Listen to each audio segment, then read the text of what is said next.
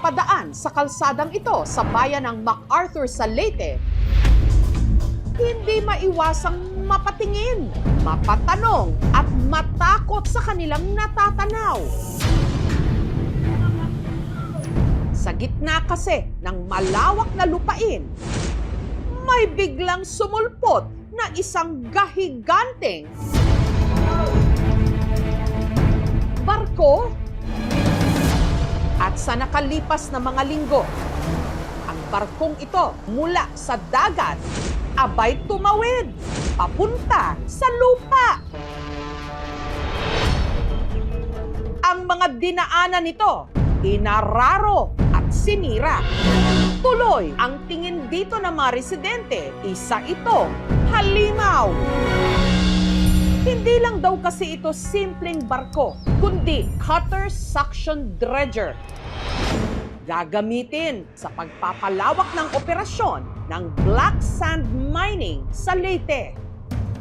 Kaya ang mga residente ng bayan ng MacArthur, sa takot na masira pa ang kanilang mga lupain, nagbarikada para ito'y harangin. Sa laki ng kanilang binangga, sa dasal na lang daw sila kumakapit. Gabi-gabi silang nagpe-prayer vigil. Sa laki na yan, sigurado na may mangyayari dito talaga sa aming bayan. Mahirap yung kalagayan namin ngayon kasi nagpupuyat, kinakabahan. Please, kung sino man makarinig sa amin, tulungan niyo kami. Yung sunod na henerasyon namin, ano ang kakainin nila kung puro tubig na ang nagahari dito sa lupain ito? Ang pakikibaka ng mga tiga MacArthur laban sa black sand mining, madadaan nga ba sa santong dasalan o mauuwi lang sa santong paspasan? Sa pagdating namin sa bayan ng MacArthur, hindi ko inasahan ang salubong ng mga nagpoprotesta sa akin. Mukhang natutuwa yung mga taga rito na nakarating tayo dito sa kanilang lugar kasi nga hinihiling nila talaga na marinig yung kanilang boses. Ito na yung kanilang barikada, nakalagay na yung kanilang mga gustong iparating sa gobyerno. Thank you for coming. Ay, basta gusto lang naman ho namin marinig din ang tinig ninyo. So ito yung mga hinihiling nyo? Ayaw nyo nung black sand mining dito? Ayaw namin. Hindi ho kayo namamalikmata. Narito ho ako sa bayan ng MacArthur sa Leyte, kung saan may barko na nasa gitna ng dating palayan. Yang barko na yan, ipinoprotesta ng mga taga rito dahil gamit daw yan sa black sand mining na malaking issue ngayon sa bayang ito. Tumawid ho yan mula doon sa dagat, papunta doon sa kabilang bahagi saan kukunin yung black sand na yun po yung ginagamit sa paggawa ng mga bakal na ginagamit sa infrastructure, pati na sa paggawa ng mga sasakyan. Yun nga lang, ayaw ho yan ng mga taga rito kasi makasisira sa kanilang kabuhayan daw at sa kanilang kalikasan. Ang higanting dredger, pagmamay-ari ng kumpanyang MacArthur Iron Projects Corporation, isang mining firm na nagmimina raw sa Barangay Maya mula pa noong taong 2020.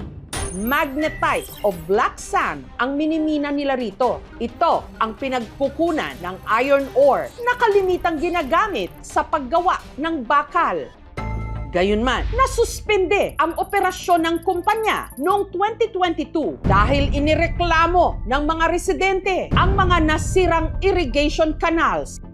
Lubha raw kasing naapektuhan ng pagmimina ang mga pananim ng mga magsasaka, pati na ang mga palaisdaan ng tilapia na kanila ring ikinabubuhay. Hanggang ngayon, hindi pa rin daw nire-repair ng kumpanya ang nasirang irigasyon ng mga magsasaka. Pero nitong January 25, namataan na lang nila ang dambuhalang barko sa baybayin ng bayan ng MacArthur hanggang tinawid na nito ang dagat at dumaong sa kanilang dalampasigan. Laking gulat na lang nila na sa loob ng 2 linggo, nakapasok ito ng 650 meters mula sa dagat hanggang sa kung saan ito inabot ngayon. At lahat daw ng dinaanan ng barko nakalbo. Dati dito mga puno ng nyug, tapos tinamano ng buhangin, bato-bato, padaanan ng barko. Pupunta dito po sa Barangay Maya. Tawid ulit sila ng kalsada para doon sa minahan. Black sand mining is through magnetic separators. Umiikot lang na magnets, kapit na siya doon. Pag malaki operation mo, marami kang kailangang technology or equipment. Kung mineralize yung lupa mo, hindi mo pwedeng tamnan.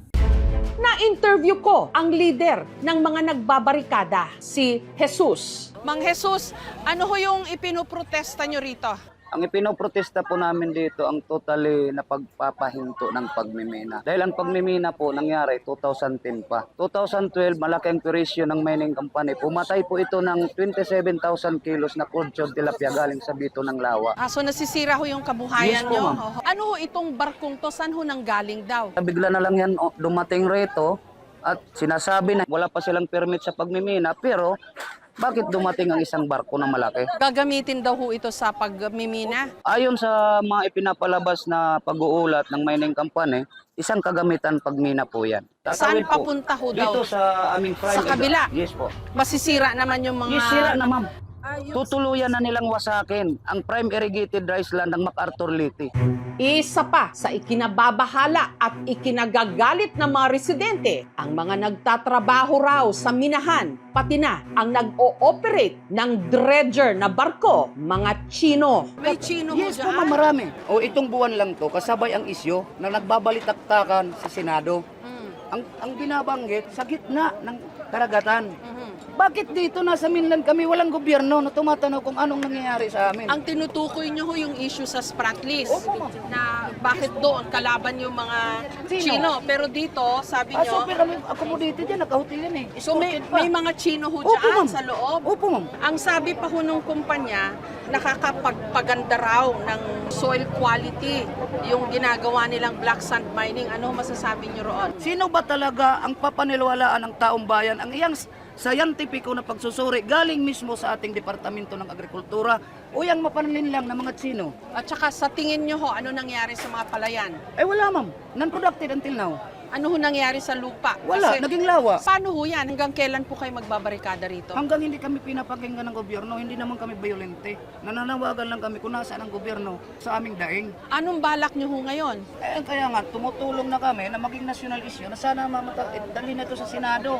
Kung ano ang pagkakamali noong una, ituwid naman ng gobyerno.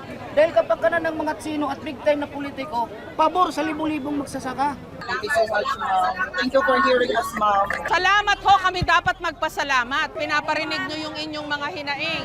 Para among mga anak, ma'am. Naririnig ho namin kayo, nakikita namin yung placard nyo. Anong gusto mong sabihin? Mawawala ang kinabukasan ng kabataan dahil sa pagmimina ng lupa. Kung hindi ho naharangan ng mga residente o ng mga nagbabarikada, yung barkong yan, eh dito dadaan yan. In fact, nagawa na nila yung kalsada eh. Papunta doon, nandun kasi yung minahan para sa black sand mining. Malinaw na ang pakay ng barkong ito makatawid ng highway papunta sa minahan ng magnetite o black sand. May 14 na kabundukan sa may Central Leyte. Lahat sila volcanic source of volcanic origin. It so happens sa Central Leyte, duman din ang Philippine Fault Zone. Daan ng mga mineralizing fluids, maakyat, at nadidisperse ang minerals. Kasama doon yung iron. Very abundant yung lugar na yan. Kwento ng mga taga rito, bago pa raw nakarating ang barkong ito sa Barangay Maya, marami ng mga lupain ang napinsala. Lalo pat taong 2007 pa lang, inaprubahan ng MGB o ng Mines and Geosciences Bureau ang tinatawag na MPSA o Mineral Production Sharing Agreement ang kumpanyang Strong Built Mining Development Corporation na nabili ng investment o holding company na Bright Kindle Resources and Investments Incorporated o BKRI noong 2024. Sakop din ng MPSA ang MacArthur Iron Projects Corporation na nagsimula naman ang operasyon noong 2020. Ayon sa mga residente, maliliit lang daw ang mga makinang gamit nila noon para sa black sand mining. Isa raw sa mga naunang naperwisyo ang palayan ni Patrocinia. Mga walang hiya kasi hindi naawa sa amin. Yung palay namin bumagsak na sa butas nila. Sir, maawa naman ho kayo sa amin. Tulungan nyo kami dito. Maraming palayan daw dito, lumubog katulad ng mga nadaanan natin. Gawa nung operation ng black sand mining noong 2021. Kasi ngayon, sabi nung kumpanya, hindi daw sila nag-ooperate. Yun nga lang, sa kaso ng bukid ni Patrocinia, wala na, nauna nang nasira eh. Patrocinia, ano nangyari dun sa inyong bukid? Lumubog po, tapos na-mining po nila yung kalahati. May pahintulot ba ninyo yon? Wala po. Tinanong nyo ho, bakit ganon? Kasi po nung una, pumunta sila sa amin, may dala po silang pera. Kaya ayaw po ng asawa ko ibinta. Tapos umuwi po sila. Tapos nung kinabukasan po, pumunta po kami sa basakan po namin. Pagdating namin doon, bumagsak na po yung ibang palay sa mina-mining nila po. Bugwa ka na diha amon, kita ka oh, di kami nakatanom kay ngadit bugwak. Oh, kita ka oh, tamhag na puno-puno ang tubig. Naapektuhan yung mga palay ninyo na tanim. Opo. Anong ginawa nyo ho pagkatapos nun? Nagdemanda po kami. Ano nangyari? Na-dismiss po. Dahil Hindi ko pa alam. Kita ko itong karoya, nga diri na din mag-mining. Kaya dako itong din nga porisyo. pero sabi nila mabibigyan daw ng trabaho yung mga taga rito. Sinasabi rin nila nakakabuti daw yung mining dun sa quality, yung kalidad ng lupa. Anong masasabi nyo doon? Hindi po yun totoo, ma'am. Kasi po, yung na-mining nila, hindi naman po pwede taniman ng palay po kasi puro nabuhangin. Wala nang ani. Wala na po. 6 na taon na po. Paglalaban nyo pa ba ito? Opo. Pati Kung mainit. baga may dabaga bumulig nga tao, may dabaga kasing-kasing nga baga, iton nga mining nga mag-undang. Pero dahil sa tuloy-tuloy daw na operasyon ng pagmimina, tinatayang nasa 14 hectares na ng palayan ang lumubog. Kasi doon kami naghahanap buhay, ma'am. Doon namin kinukuha lahat ng binubuhay namin para sa mga anak namin. Isang idlap lang po nawala. Kasi nawalan po kami ng hanap buhay. Nalulungkot lang po. Kasi ang tagal na namin may problema, ngayon lang po may pumunta dito. Masakit sa akin. Wala na, ang palayan namin. Hindi na maganda ang lupa. Sobrang 500 sak ang nakukuha ko. Ang hindi pa namimina. Ngayon, konti na lang. Hindi pa mabot 200 sacks. Kahit na rehabilitate ba, ilang years pa bago yan magamit. Patay na kami lahat. Gutom. Ipinakita rin sa amin ang mga nasira nilang irigasyon. Yung main canal na dinadalaw yan ng irigasyon ay bumagsak po siya dahil hindi na po nagagamit. Nangako po sila na gagawin nila. Pero hanggang ngayon wala pa silang naumpisahang gawin. Pinapanagot po namin sila sa pamamagitan ng pag-rehabilitate ng mga nasirang kanal at desiltation. Mas kinakailangan ng mga farmers ng agarang pagpa-drain ng pagbabaha. Hinihingi namin galing sa mga mining company ang comprehensive rehabilitation plan. Hindi pa po natin nakukuha hanggang ngayon. Ito naman ang Lake Bito. Wala pang 1 kilometro ang layo mula sa minahan. Dito sila nagpapalaki ng mga tilapia. Dagdag kabuhayan. Sana kung hindi nagkandamatay ang mga isda noong 2012. 27,000 kilos. Lugi ang mga namuhunan. Ang sinisisi nila ang naunang minahan ng Nikwa Mining Corporation. Sa lawang ito pa man din umaasa ang mga mangingisda ng barangay Villa Imelda, katulad ni Shelo. Kasi ma'am, nakakawala siya ng pag-asa. Maabot po ng 500 kilos yung nakukuha ko sa isang fish pen. Since 2022, nasaan mahigit 100 kilo na lang yung nakukuha namin kada harvest. Yung tubig namin, ma'am, bumaba siya ng mga 1 hanggang 2 metro. Mas malalim na yung hukay nila, kung kaya mababa na yung tubig namin. Hindi na kami pwede mag-alaga ng ganong karaming isda sa isang cage. Sinubukan naming kuhanan ng pahayag ang Nikwa Mining Corporation pero hindi sila tumugon sa aming paanyaya. Kaya ngayon, masisisi ba ang mga residente na mariing tutulan ngayon ang nakikita nilang muling pag-ooperate ng black sand mining? Lalo pat nandito na ang higanteng barkong dredger na ito.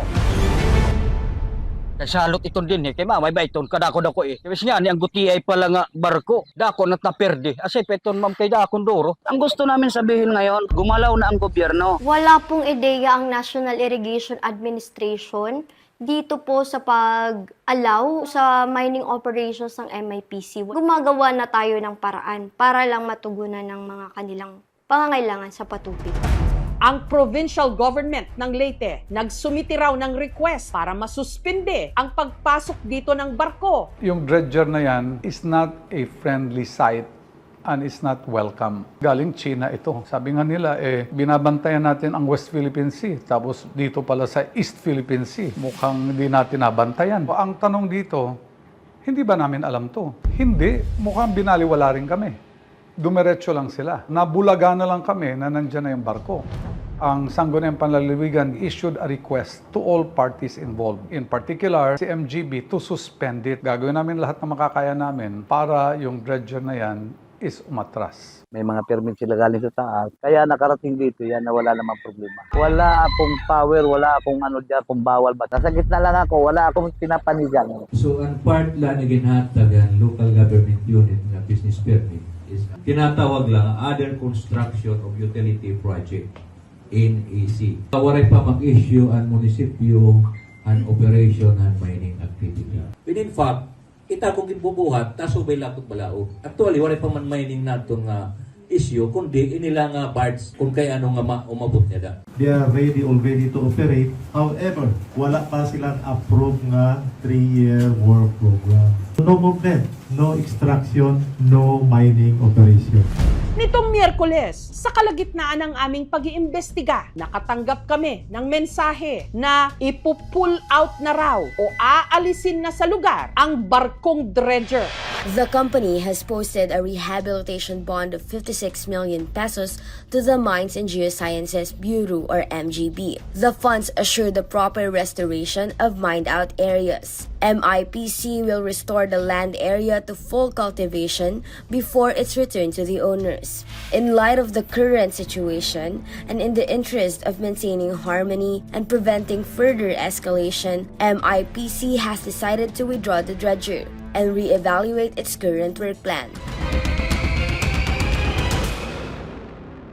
Sir, una po sa lahat, totoo ho ba yung press statement ninyo na ipupull out na yung barko? Yung po ay isinanggunin namin sa mga ahensya ng gobyerno. Matulungan muna kami. Subalit gusto ko pong linawin na hindi naman ho ganun kasimple yun. Na hindi naman po kariton yung hihilahin namin pabalik. Ito po ay 2,000 tonelada halos at meron hong mga pangangailangan sa engineering works para gawin po kung iuurungan po yan. So anong status ngayon nung black sand mining ho na ginagawa dito? Ang black sand mining po since 2022 ay wala pong operation. So status quo? Status quo.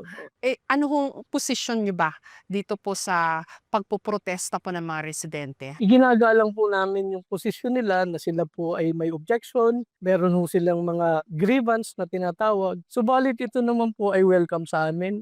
At ang kailangan po lang namin ay mabigyan din kami ng pagkakataon na yung aming side o yung aming pong kwento ay marinig naman kung ano po yung totoo. Sabi ho dun sa press statement nyo na nabasa ko, itong black sand mining will give thousands of jobs.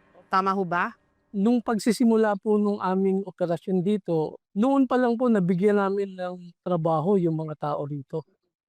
At nagtumigil nga po siya noong 2022. Pero sabi ho nila, may mga Chino rin daw po sila nakikita na nagtatrabaho sa loob. So kahit ho yun, pinoprotesta nila. Gusto ko pong itanong kung ano po ang basihan at kung bakit po sila itutol.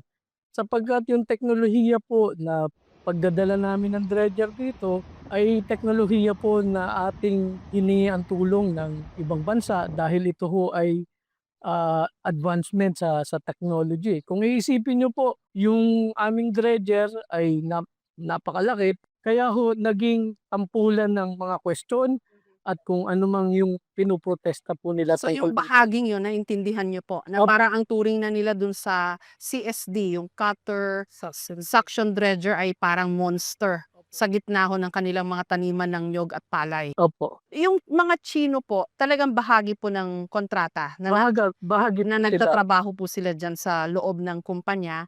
And then yung iron ore na nakukuha po dyan, dinadala rin ho sa China, tama ho ba? For export po yun. For export, oo. Kasi bahagi rin ho yun ng hinaing ng mga tao na kasi may issue ngayon ng China at Pilipinas. Tapos dito, yung mga Chino welcome naman at sa kanila dinadala yung iron ore. Opo. Ano masasabi niyo ho roon? Yung presensya po ng mga trabahante, ng mga Chino rito, yung mga engineer nila, ay may kaukulang permit sa ahensya ng gobyerno, sa immigration, sa Department of Labor, bago ho sila makapagtrabaho dito. Sabi pa ho ng press statement nyo, yung black sand mining enriches the soil. It improves the soil quality. Tama ho ba yun? Ako naman po ay hindi eksperto tungkol doon, pero may pag-aaral po na ito po ay makakatulong tungkol dun sa temperature o dun sa kalagayan po ng lupa rito. At dito rin po sa MacArthur, meron ho kasing mga area dito, no, sinasabi ho nilang agricultural land, pero meron pong mga portion ng lupain dito na swampy, na kailangan pong madretsa at kung nandun po sa ilalim yung mineral ay mapapakinabangan po.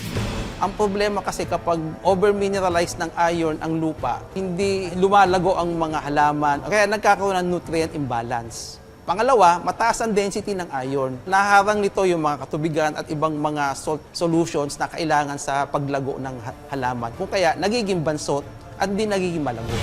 Pero nasira daw po yung fish farms nila at pati yung mga kanilang mga palayan. Ang issue po dun sa lupa ay yan po ay nasasakop nung kasunduan sa gobyerno. Ang tawag po dyan ay MPSA. Parang partner po ang gobyerno at binibigyan po ang isang kumpanya ng karapatan na minahin itong isang lugar na ito. Subalit tungkol po dun sa pag-aari, ownership po ng mga lupa, ito ho ay pag-aari ng individual na tao na kung saan sila ho ay may dokumento, meron silang title, meron silang tax declaration. At bago po namin ito minahin, nakikipagkasundo po kami.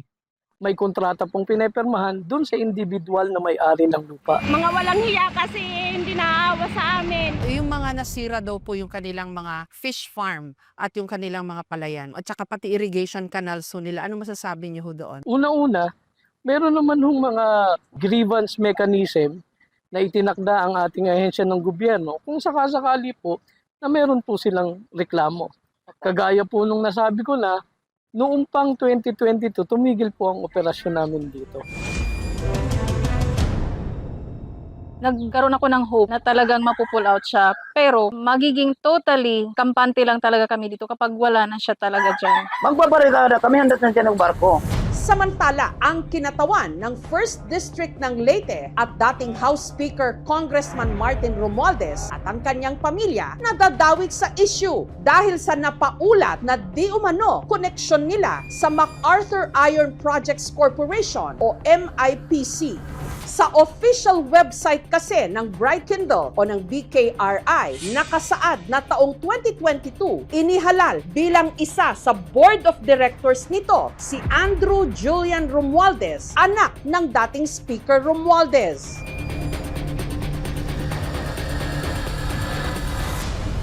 Isa naman daw sa major shareholders ng BKRI ang RYM Business Management Corporation, kumpanyang pagmamay-ari pa rin di umano ng mga Romualdez. Ayon naman sa mga ulat, noong 2024, binili raw ng BKRI ang SBMDC sa halagang 5 billion pesos. Ang SBMDC ang may hawak ngayon ng MacArthur Iron Projects Corporation. Bagay na siya ring alam ng mga residente.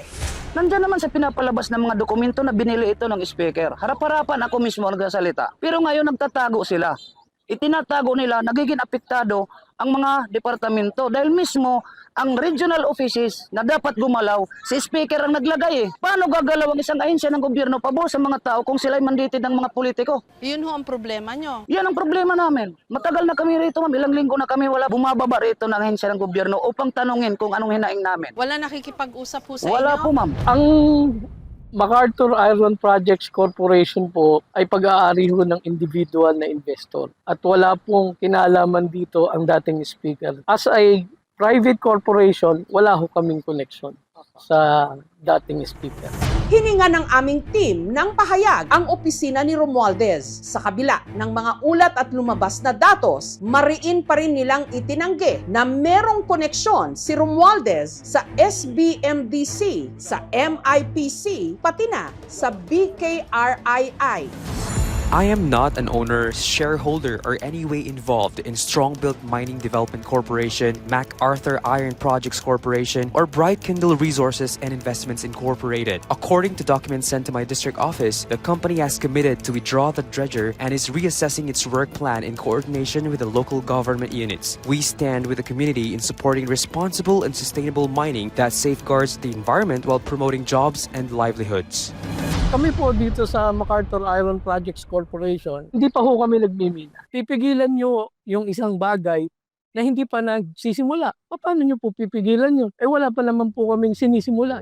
Kaso sa ngayon ho, masidhiw po yung mga damdamin nila dito po sa pinuprotesta nila. May chance pa ba for a dialogue? Meron naman po, laging may chance ang dialogue. Kung ganun po kasi ang kanilang damdamin tungkol sa kanilang ipinaglalaban, masidiri naman ho ang damdamin namin sa ipinaglalaban namin.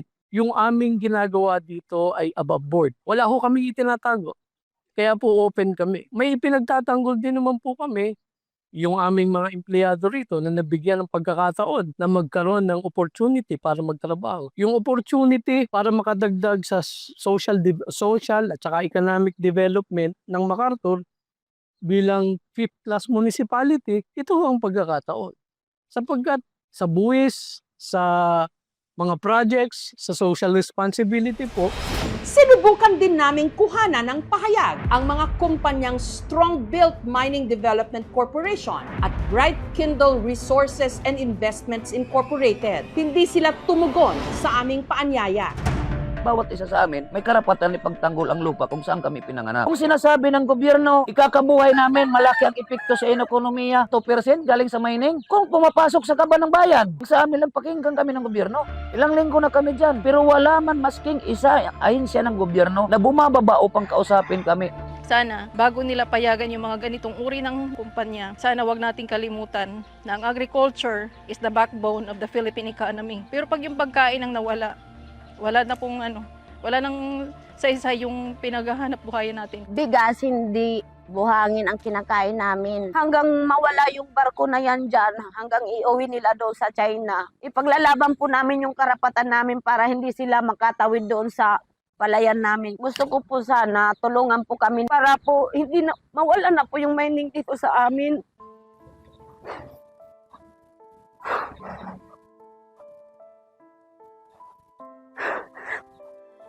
Kasi po, paano na po yung mga susunod na henerasyon namin, yung mga anak ng anak namin. Saksi ang probinsya ng Leyte sa mga pangakong tinupad ng kasaysayan. Hindi bangat I shall return, ang sabi ni General Douglas MacArthur. Kung kanino pa naman ipinangalan ang bayang ito na nahaharap ngayon sa issue ng black sand mining. Mga walang hiya kasi hindi naawa sa amin. Hinihintay ngayon ng mga taga rito ang pagtugon ng gobyerno nasyonal sa kanilang mga hinaing para raw sana babalik din sa kanila ang kumpiyansa at katahimikan.